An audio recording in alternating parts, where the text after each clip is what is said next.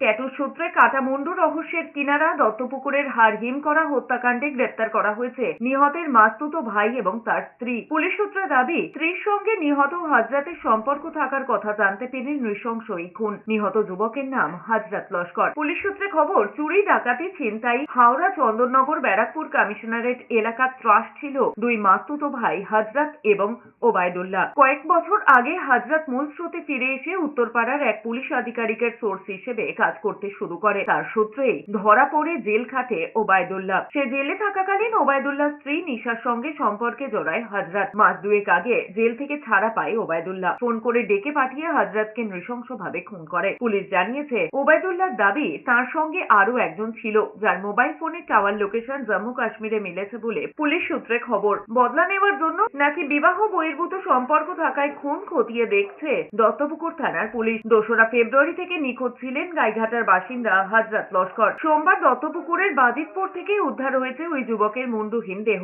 দেহের কাটা মাথা গত 4 দিন ধরে হন্যে হয়ে খুঁজছে পুলিশ। 3 দিনের মাথায় অবশেষে বুধবার সন্ধ্যায় দত্তপুকুরে মুন্ডহীন দেহ শনাক্ত করা হয়। পোশাক এবং ট্যাটু দেখে তাকে শনাক্ত করে পরিবার, কিন্তু পরিচয় মিললেও কাটা মাথার খোঁজ এখনো মেলেনি।